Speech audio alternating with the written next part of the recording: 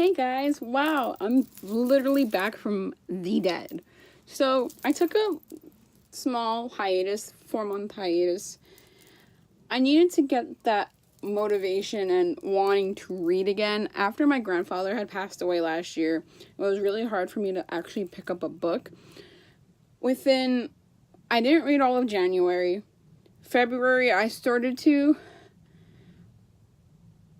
It was actually January because I went on vacation. Vacation triggered my reading again.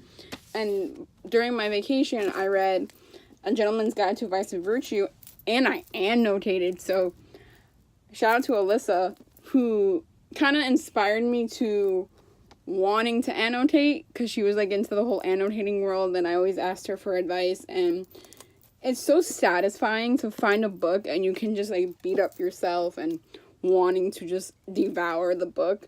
And it was such a good read. It was really good.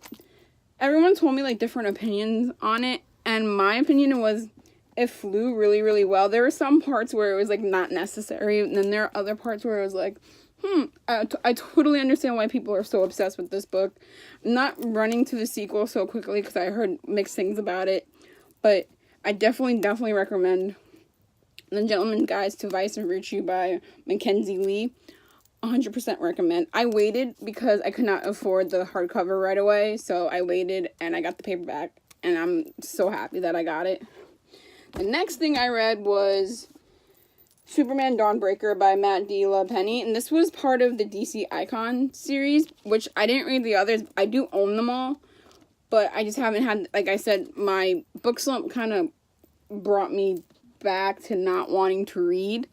So I picked this up. My boyfriend got it for me, actually, and I snatched it. I'm obsessed, honestly. Obsessed with Superman, obviously. You can't see it, but it's a Superman necklace that I love. And I, honestly, the pre-Superman stories are always kind of the best because you see how Clark develops into the powers and how he goes through with it, like, mentally. And I love that about this, and that was pretty much the premise of this, and him finding out where he came from. And I thought the writing was really, really done, it did him justice. And that's what I always like a good Superman story from. Sure, I love the Lois Lane and Clark Kent relationship, but it's nice to see Lois, and it's nice to see Lana being his best friend, not, like, romantically. So it was really nice. It was a really nice read, and I kind of banged it out pretty quickly, and I'm very proud of myself. Most of these are 5 stars for me, 4 stars for me, so, I mean, yeah. Next I read is Defy Me. I don't even need to explain this read because I banged it out in like 2 days, and these characters, this author, just this whole series just means so much to me. And like finally coming to a close, I'm just like, I get so happy every time a book comes out and I can just get devoured into this world and just fall in love with Juliet and Warner and Kenji like all over again, and my heart just gets so warm and fuzzy, and I'm just like so happy every time I read it. I mean, it's a little angusty, like it gets a little deep every now and then, but I mean, that's normal with the Shatter Me series. It's a pretty common thing, so of course I recommend the Shatter Me series. If you have not read it by 2019, I don't understand where you have been, but like, get onto it, download it, buy it. It's out. It's in paperback. It's in hardcover. I recommend the hardcovers because they're gorgeous. I love them. But it's definitely my top 10 of this year. My last read was The Princess and the Fangirl by Ashley Poston. This author, I had met her for the 3rd time was it last month or beginning of this month? I don't remember. But my friend Crystal and I went to her signing. She's a sweetheart. I love her. She's a Hufflepuff, and she's just so sweet and so kind. And I fell in love with this series all over again. It's one of those reads where if you're a fangirl, if you've written fan fiction, you understand everything that these characters go through.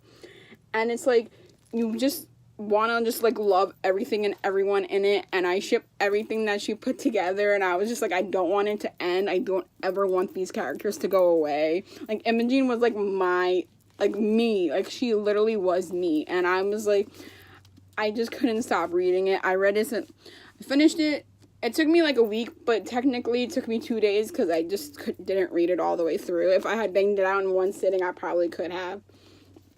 But I recommend Geekerella. I recommend The Princess and the Fangirl because these are just phenomenal reads, and they're quick, they're fun, and it's just one of those like perky reads that you need when you're like in those moods, and I definitely recommend.